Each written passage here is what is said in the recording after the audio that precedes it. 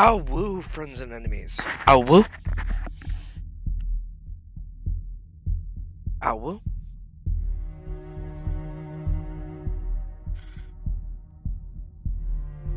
Ow, woo. Ow, woo, ow, woo, ow, woo. Can you hear me? Hello? Oh, there's one way I can check.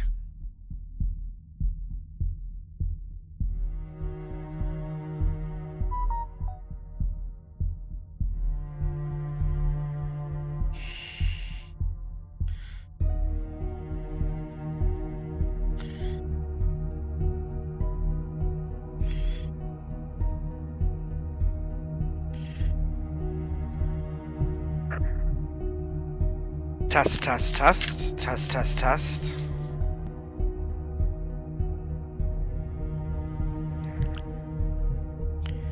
Test, test, test. Test, test, test. Ow, woo, friends and enemies. Ow, woo. Okay, you all can hear me. Awesome. Welcome back to Mamiya. We are going to do the Arisugawa route.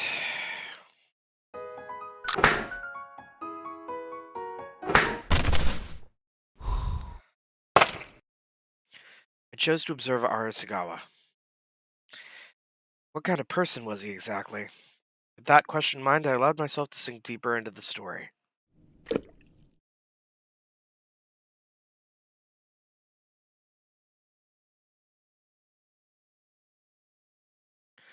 Arisugawa. He was the problem child of the house and never hesitated to instigate others. Despite that, he was a children's author. Huh? I had to start editing it. I wasn't told about this in the last meeting.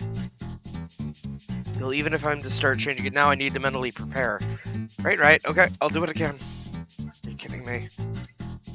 Now this is something. It's rare for Arisugawa to be crushed so one-sidedly. He's getting what he deserves. So what can be done before the day after tomorrow? The place where the new character appears has to be the sea, so the cave description would have to go, and that's basically a complete rewrite. Arisugawa, you're being too loud. Shit, guess I gotta just do it. Arisugawa, what are you planning to do with that cream puff and yunker? I have a bad feeling about this. Ravenous eating. There it is. What's he doing, Nagaki? Something you shouldn't imitate? Alright, now don't you dare enter my room. None of us ever even tried. Don't even open the door. Got it? See ya. A few hours later. It's morning now. Did Arisugawa get that draft? Guessing he fell asleep by now. Well, I'd like to wake him up, but he said not to open the door. Let's just leave him alone and go to school, Toma. A few more hours later in the evening. Hey, why didn't you jackasses wake me up? It's already evening. I have tons of missed calls from my rep. Hey, are you listening? Buck, Oh. Arisugawa slowly closed the door. Why must he be there of all people? Ah, shit, fuck. I'll do it. I'll just fucking do it. Clenching a pack of cigarettes, Arisugawa turned back toward the screen of his word processor. The next day, Arisugawa was in the living room. It looked like his soul had left him. He sat on the sofa with 3 cigarettes in his mouth and his eyes wide open. Arisugawa, please smoke outside or under the ventilation fan. He won't hear you. He's probably unconscious. What a nuisance. I can't believe he actually writes books for children. I wonder what kind of stories he writes. I'll never let you lot read them. He suddenly shouted that before promptly falling back down on the sofa. Is he that against it? Seems that way. Personally, I'd love for you guys to hear my performances. Authors are so difficult to understand. This was Arisugawa's everyday life. God, how do I put this? He's a foul-mouthed oddball, but I can't bring myself to hate him. In fact, I'm becoming more and more interested in him. I should continue washing him for a little while longer. Will you give it a rest already? Nagaki sounded an indignant yell. When Arisugawa and Samajima simultaneously turned around, they both saw Nagaki and Toma standing in front of them looking rather imposing. But this asshole... Buddy... You're both guilty and you're both getting punished. You there, musician guy, stop this hysterical. You're the hysterical ones here. Well, you're jets, you two. In the end, Toma made them both leave.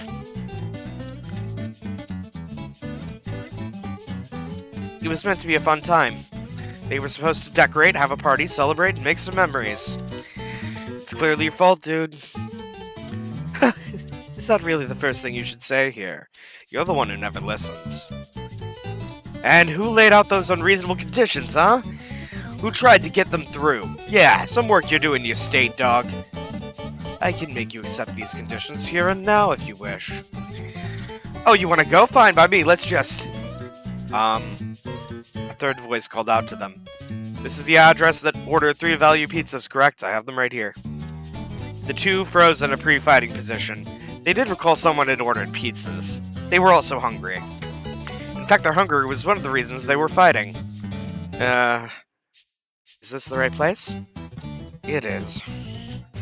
You got the right house, buddy. We were out here waiting for you because this neighborhood's kind of difficult to navigate.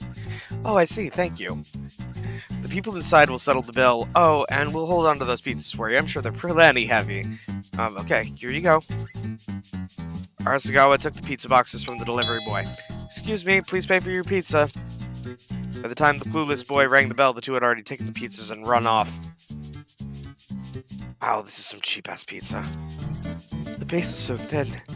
The cheese can stretch pretty good, though. The two sat on the stairs of a pedestrian bridge and ate the 3 pizzas. People passing by were surprised at first, but ultimately ignored them. They could easily picture Nagaki going crazy with anger, while Toma reluctantly surrendered the money. This road was right next to a national highway. It was pretty busy, too. The hot pizza they ate had lost all warmth by now, and they were working through the rubber-like cheese. I suppose we should head back now. I ain't going back with ya. Arisugawa stood up and prepared to go in a different direction. Where are you heading? What's it to you? Make no mistake, I care less about you than any other living being on this earth. However, where do you think we can even go? Mamiya doesn't exist. True. Only brats would be wishing for something that's not real. Exactly. I am, however, somewhat puzzled. It's almost as if we're trying to replace a whole person. You mean by living there? It's as though we're trying to fill the hole left by Mamiya with someone else. And I'm not entirely sure whether that's right or wrong. I always left such judgments to Mamiya. People who can't become independent are the worst of them all. You think it's right to let Mamiya fade from our memories? Of course not. I suppose we adults have no choice but to accept what exists. Samajima finished the last of his pizza in a single bite. Oh, this is awful. We'll have to tell them to never order from that place again. Good idea. In fact, they should be thanking us for eating this garbage for them. Indeed. Ha! This might have been the first time they joined each other in laughter like this. Their mouths were full of the taste of cheese, while their hands and lips were wet with oil. We ate the main dish. What do we do now? Get some KFC or something. Brats love that. I actually enjoyed their biscuits, too. Whatever, dude. They were then scolded quite harshly. A boy younger than them both made them kneel at the front door. Arisugawa complained about the knee pain, but Toma didn't care. Samajima, on the other hand, said nothing and seemed very collected. When it was time to stand up, though, he took several times longer than Arisugawa. Toma and Nagaki enjoyed the fried chicken they'd presented him. Arisugawa and Samajima, however, were sitting at different edges of the sofa while eating their biscuits.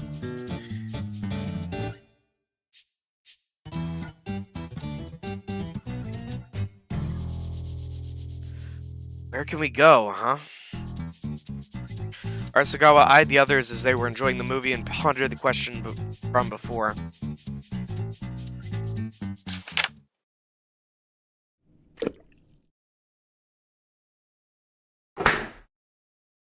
Just try and fucking say that again. I know you're a bird brain, so I'll repeat it as much as you want, or is it your ears that don't work? I'm home. It seems pretty heated in here. Should we put the vase in a safe spot? Alright.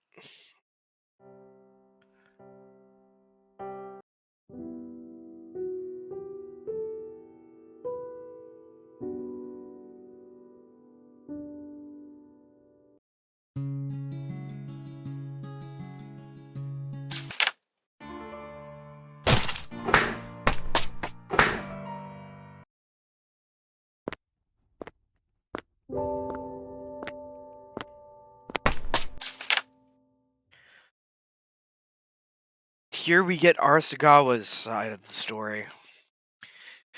Oh, you got a new story? Yeah, this one's great. Oh, I'd love for it to be printed and reach as many people as possible. Well, it's rare for you to say that. I can't wait to read it. The editor put down the draft. This moment always made him tense up. Arisugawa, I'm sorry, but I can't allow this story to be released as it is. Huh? But why? Because it's not down to earth enough. Children's novels and even fantasy works are all just adventures that teach something to the readers. I mean, this is an interesting story, no doubt about that, but I just don't see what it could teach to children. That's... Oh, I'm sorry. Glad you didn't continue. Thank you for not making this the fault of the readers. Is it possible to give this story a happy ending? The story... Oh. Holding the draft in hand, he walked under gray skies. The story was rejected as it was, without any actual editing.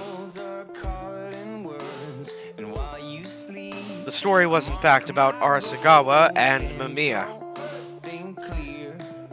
It was pretty obvious that he wished to convey it. He wanted to prove that Mamiya existed. He actually worked really hard to make that come through in the story. Is it possible to give the story a happy ending? He spent a long time thinking. He wanted to give the story a happy ending.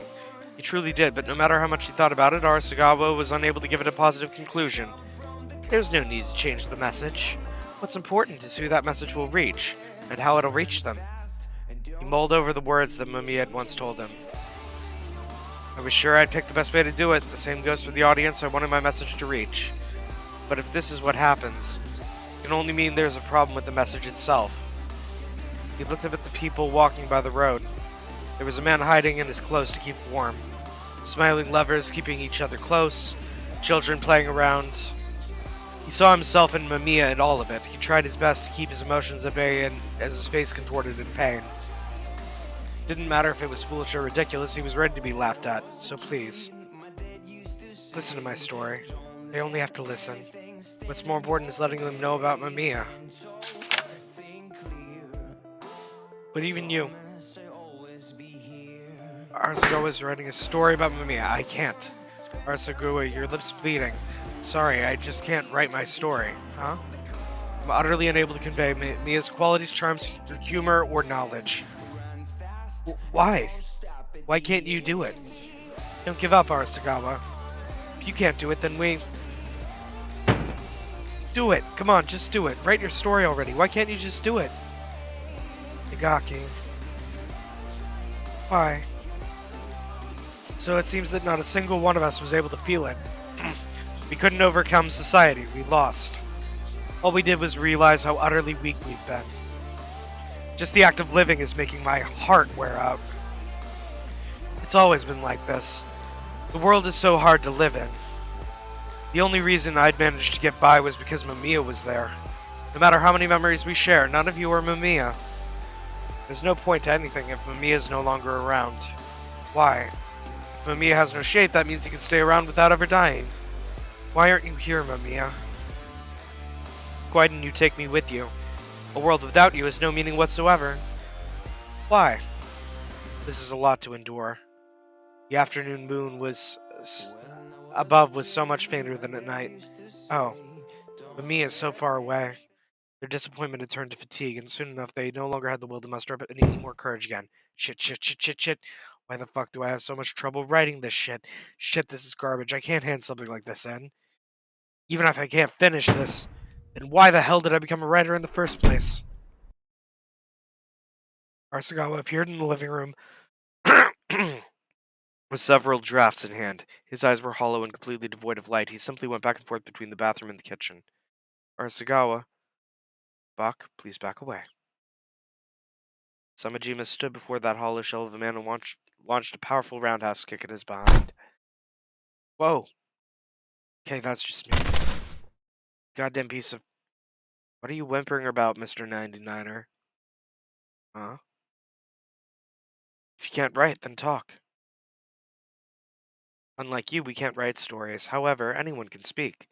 It's the kind of place this house is. You stay here the longest and breathe the most of this place's air, so you must do this. Huh. Easy for you to say when you know nothing about the pain and hurdles of creation. Arasugawa looked at the others in a room littered with drafts and crumpled notepad pages. You want me to talk about Mamiya? Ha, how ironic. You're telling me to say the words I couldn't write at my table, huh? Fine, I'll do it. There won't be any dramatization or entertainment here. Don't you dare yawn, no matter how boring it is. This is your once-in-a-lifetime chance. Let's peek at the notes of Arisugawa, the author. It was a story from that time in Japan. Guess you students were too busy with your studies for it to mean anything to you. But you remember it, right, ED? The economy was still growing, but the bubble had popped. A recession began, and unemployment grew. It was a story from back when Japan was in a slump. So, Arasugawa, you like potato chips? Personally, I enjoy them so much I often end up eating them at work. I really like the rich taste and the accessibility. So yeah, there's some consomme chips, my favorite. Eat those and think about it, alright?